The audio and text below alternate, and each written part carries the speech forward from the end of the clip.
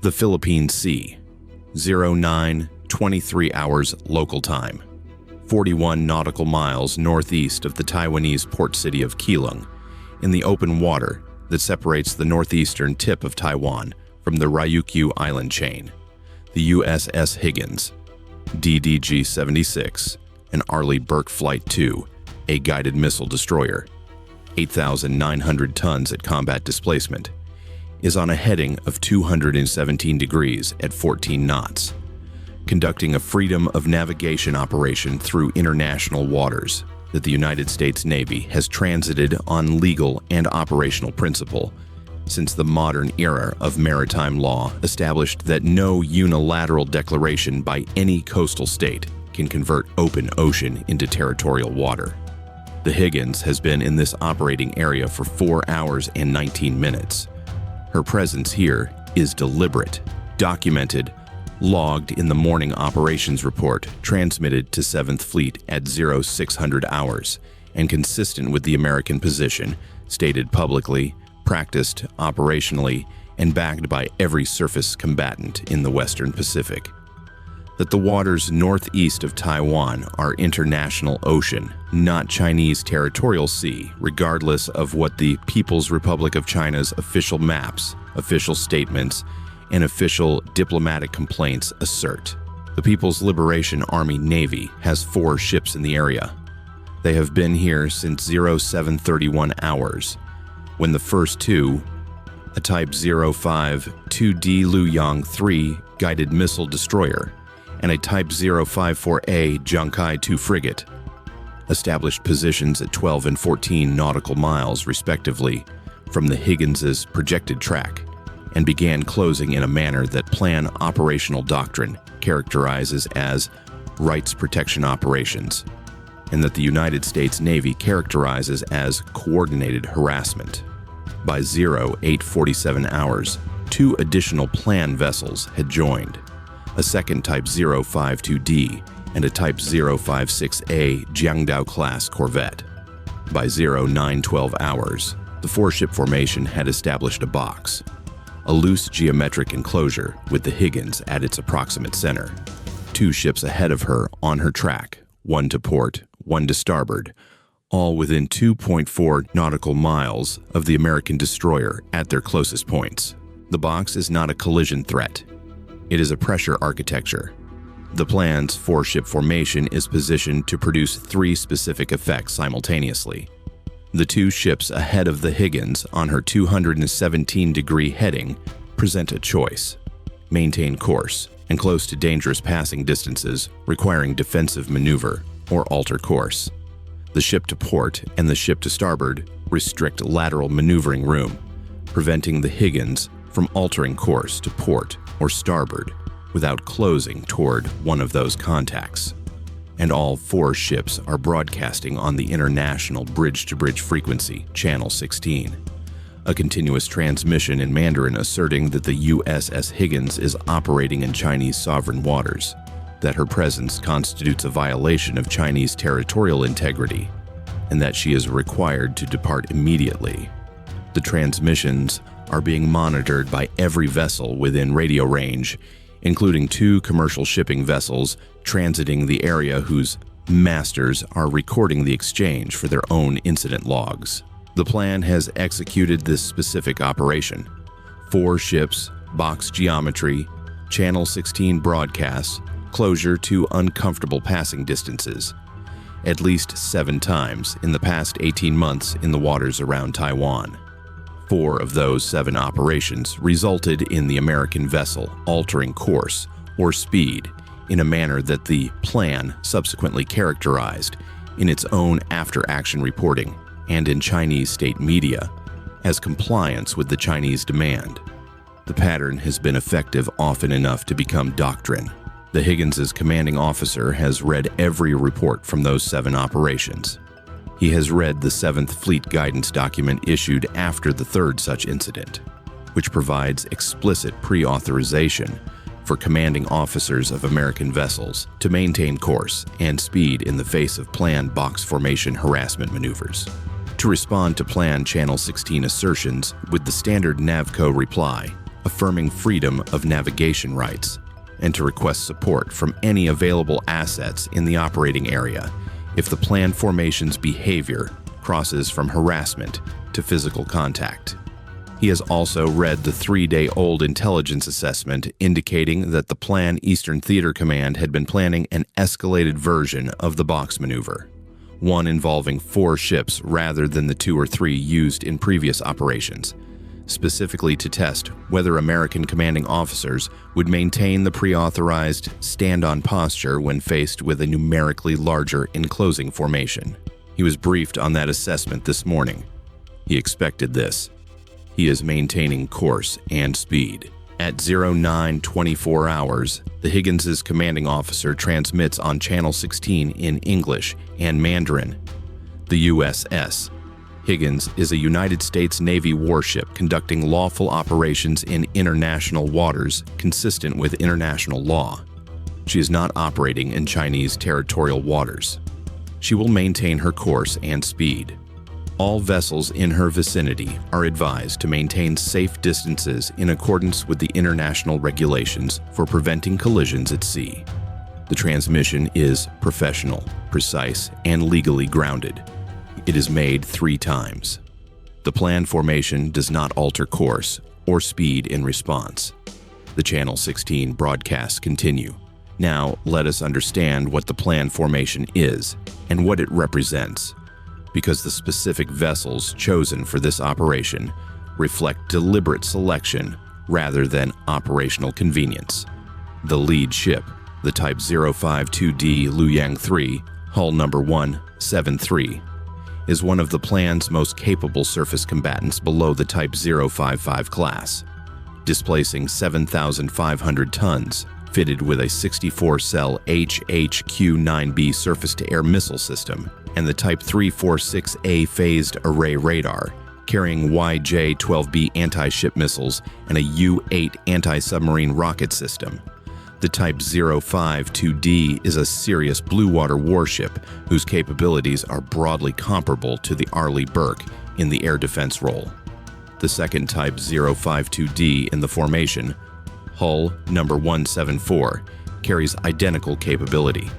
The Type 054A frigate is a 4,000-ton multi-mission vessel carrying HHQ-16 medium-range SAMs, YJ-83 anti-ship missiles, and a variable depth sonar suite that makes it a credible anti-submarine platform.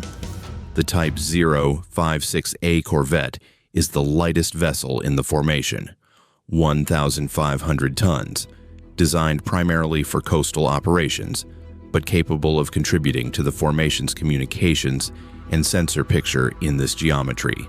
Together, the 4 ships outmass the Higgins by a ratio of approximately 2.9 to 1 and outnumber her by 4 to 1.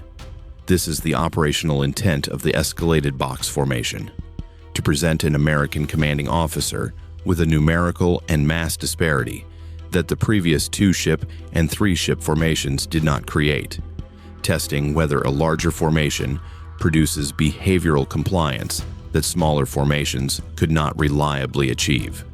The plan's planners assessed that 4 ships, enclosing a single American destroyer from 4 compass points, would create sufficient operational and psychological pressure to produce course alteration. At 0927 hours, hull number 173, the lead Type 052D on the Higgins' 217-degree track, begins closing. The ship's speed increases from 14 knots to 19 knots, and her course adjusts 8 degrees to port, a maneuver that, if maintained, will place her on a track that cuts across the Higgins' bow at a closest point of approach of approximately 600 meters in approximately 9 minutes. 600 meters. The plan has been to 912 meters before in the Taiwan Strait confrontation between the Nanchang and the USS Bunker Hill. They are attempting to improve on that geometry. The Higgins' officer of the deck notes the hull 173 course and speed change in the deck log at 0927 hours and 14 seconds. The commanding officer on the bridge wing watches through his binoculars. He does not alter course. He activates the AN/SLQ-32V 3 electronic warfare system in active mode and requests an immediate 7th Fleet operational update on available support assets. The 7th Fleet response arrives at 0929 hours. It contains 2 pieces of information. First, the USS America, LHA-6, the America-class amphibious assault ship operating as the core of Amphibious Ready Group 31, is 140 nautical miles east-northeast of the Higgins's current position, with a complement of F-35B Lightning II aircraft from Marine Fighter Attack Squadron 121 embarked. 4 F-35Bs were placed on Alert 5 at 0847 hours when the 4-ship plan formation was first reported. Second, the USS Ronald Reagan Carrier Strike Group is 310 nautical miles southeast. Her air wing at standard readiness. 2 F/A-18F crews on Alert 15 since 0903 hours. The Higgins is not alone. The assets are not within immediate response range. They are known to the plan. The plan's Type 346, a radar on hull number 173, is tracking the America and the Reagan's last reported positions. The plan Eastern Theater Command Operations Center knows where every American asset in the operating area is. The question is whether the presence of those assets at those distances is sufficient to change the plan formation's behavior. At 0931 hours, 4 F-35Bs lift from the USS America's flight deck. They have been spotted and pre-flighted since 0849 hours. Their AIM-12 ODAMR AAMS are loaded. Their AN/APG-81 radars in standby. Their AN/ASQ-239 Barracuda EW suites active. They climb to 28,000 feet and push 450 knots toward the operating area, 140 nautical miles southwest. Transit time at maximum cruise, approximately 18 minutes. The F-35B's radar cross-section in the frontal hemisphere, measured in fractions of a thousandth of a square meter, means the plan formation's Type 346 A radars will not detect them at 140 nautical miles. They will detect them considerably later. At 28,000 feet and 450 knots, the F-35Bs will be overhead the operating area before hull number 173's planned bow crossing. The planned Eastern Theater Command will know the F-35B launched approximately 4 minutes after they left the America's deck, from the America's own AIS track and from planned aerial surveillance assets monitoring the amphibious ship. They will also know what 4 F-35Bs at 28,000 feet and 450 knots heading toward a surface confrontation means. At 0934 hours, the E-2D Hawkeye, operating in support of ARG-31, Guardian II, orbiting at 24,000 feet 80 nautical miles northeast of the America, acquires the F-35Bs on departure and immediately distributes their track positions via the Link 16 tactical data link that the Higgins is monitoring. The Higgins receives the F-35B position data at 0934 hours and 11 seconds. The commanding officer notes the incoming support on his tactical display. He transmits a brief update to 7th Fleet. Higgins maintaining course 217 at 14 knots. Hull 173 on intercept track. F-35B support noted, no course change. Hull number 173 is now 5.1 nautical miles ahead of the Higgins at 0936 hours, maintaining 19 knots on her adjusted heading. The computed CPA is 8 minutes away. The plan's Channel 16 broadcast has intensified. A second voice has joined the transmission, speaking more rapidly. The repeated assertion that the Higgins must alter course, becoming more urgent in cadence without changing in content. The Type 052D to the Higgins's port side, hull number 174, has closed to 1.8 nautical miles and reduced speed to match the Higgins's 14 knots. holding position rather than continuing to close, which the Higgins' navigation team interprets as a formation management adjustment rather than a new approach maneuver. The Type 054A and the Type 056A are holding their respective positions at 2.1 and 2.3 nautical miles to starboard and astern. The box is geometrically tighter than it has been. Hull 173 is the moving element. At 0937 hours, the Plan Eastern Theater Command's Intelligence Watch Officer has processed the F-35B launch data from the America and transmitted his assessment to the Eastern Theater Fleet Operations Center. 4 F-35Bs are inbound to the operating area with an estimated arrival time of 12 minutes. The assessment is accurate. The Fleet Operations Center transmits guidance to Hull 173's commanding officer. The guidance takes 40 seconds to transmit and process aboard the Type 052D. At 0937 hours and 44 seconds, Hull 173 begins a course correction, 12 degrees to starboard, a turn that opens the computed CPA from 600 meters to approximately 1,400 meters and reduces the approach speed vector toward the Higgins' track. The turn is gradual and professionally executed. It is not a withdrawal. It is a de-escalation that preserves the formation's geometric position while removing the specific collision geometry pressure that the CPA calculation represented. The plan knows the F-35Bs are coming. They have decided that 600 meters with 4 F-35Bs 12 minutes out is a calculation that no longer serves the operation's objectives. The Channel 16 broadcasts continue for another 11 minutes after Hull 173's course correction.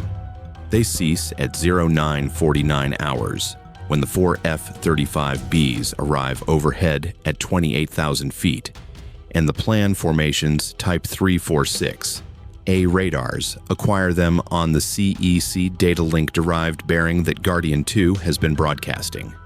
4 F-35Bs at 28,000 feet over the operating area is a tactile change in the operational environment that the Channel 16 transmissions are no longer addressing. The planned formation begins a gradual opening maneuver, all 4 ships increasing speed and altering course to widen their distance from the Higgins, beginning at 0952 hours. By 1011 hours, Hull 173 is 7.8 nautical miles north of the Higgins' track. Hull 174 is 6.4 nautical miles to port. The Type 054A and Type 056A are withdrawing northeast. The box is dissolved. The Higgins' commanding officer notes the formation's departure, bearing in his deck log at 1011 hours, and transmits the post-incident summary to 7th Fleet at 1014 hours. The summary is factual, precise, and exactly as long as a professional post-incident report needs to be.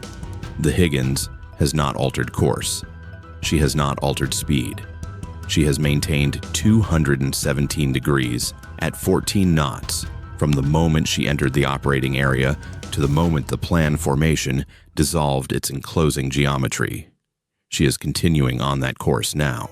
The F-35Bs from VMFA 121 orbit overhead at 28,000 feet for 40 minutes after the planned formation's withdrawal, monitoring the area, before RTB to the America at 131 hours. Guardian 2 maintains surveillance. The Higgins completes her transit and exits the operating area at 1147 hours. Now, let us examine what the plan attempted and what it failed to achieve. Because the operation's design reflects genuine strategic sophistication, and its failure is therefore more instructive than a simpler confrontation would be. The 4-ship box formation represents the plan's escalation of a tactic that has worked before.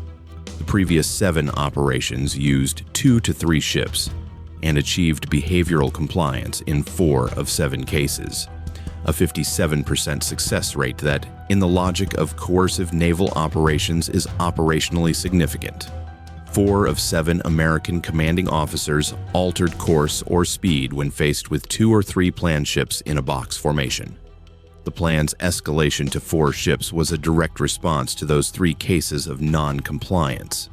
If 2 ships produced compliance in 4 of 7 cases, a larger, more numerically imposing formation should improve that rate. The analysis is straightforward and not unreasonable given the available data. What the analysis did not incorporate was the change in American command guidance following the 3rd non-compliance case. After that operation, 7th Fleet issued the pre-authorization guidance that gave the Higgins's commanding officer explicit standing orders to maintain course and speed regardless of formation size. The pre-authorization changed the decision calculus for American commanding officers from a judgment call, weigh collision risk against operational imperative, make the call in real time, to a standing order that removed the judgment component and made compliance with plan pressure tactics not a permissible option regardless of how many ships the plan brought. The plan escalated its formation size based on behavioral data that became outdated when the guidance changed. They brought 4 ships to defeat a 2-ship compliance threshold that no longer existed. The F-35B response time deserves specific attention, because 18 minutes is the number that will appear in the Plan Eastern Theater Command's after-action assessment of why Hull 173 executed its 12-degree starboard course correction at 09:37 hours. 18 minutes from Alert 5, departure to overhead position, 140 nautical miles. The America-class amphibious assault ship operating with an F-35B complement is not an aircraft carrier in the traditional sense. She does not project power over the same range or with the same magazine depth as the Ronald Reagan. But in the specific operational context of a surface confrontation at 140 nautical miles, she has 12 minutes of deterrent effect from the problem. 4. F-35Bs with AIM-120Ds. Appearing overhead, a surface confrontation before the confrontation's plan geometry can execute, change the plan formation's cost calculation at the exact moment that cost calculation matters most. The America's presence in this operating area was not accidental. She was positioned with the F-35B Alert 5 in place, because the intelligence assessment that reached the Higgins's commanding officer also reached the ARG-31 commander. Positioning assets for contingencies before they become required is what the American military does with consistent operational competence that the plan's planners must account for and demonstrably failed to account for this morning. There is an additional dimension to this engagement that will not appear in the plan's after-action report, but that will appear in the American post-incident analysis. The 4-ship formation in maintaining its box geometry for 47 minutes before Hull 173's course correction provided the Higgins's AN/SLQ-32 V3 and Guardian 2's APY-9 radar with a continuous 47-minute collection opportunity against all 4 planned vessels in an active harassment posture. The emission characteristics of the Type 3 46A radar in its surface search and threat assessment modes, the Type 054A's variable depth sonar emission schedule, Hull 173's maneuvering communication patterns, and the Channel 16 broadcast protocols that governed the formation's scripted communications. All of this was collected, recorded, and will be transmitted to the Naval Intelligence Analysis community within 24 hours.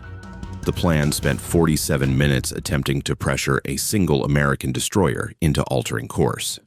They also spent 47 minutes providing the most detailed single event collection package against an active 4-ship plan formation in harassment posture that American naval intelligence has assembled in the current year. The Higgins exits the operating area at 11:47 hours on course 217 at 14 knots. She has been on this course and speed since she entered the operating area at 05:04 hours, 6 hours and 43 minutes.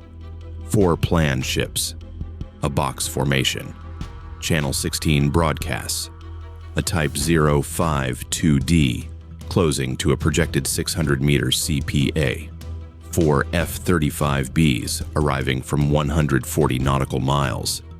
And through all of it, the broadcasts, the closing geometry, the box tightening, the Hull 173 intercept track. The Higgins maintained 217 degrees at 14 knots and did not deviate from that heading by a single degree.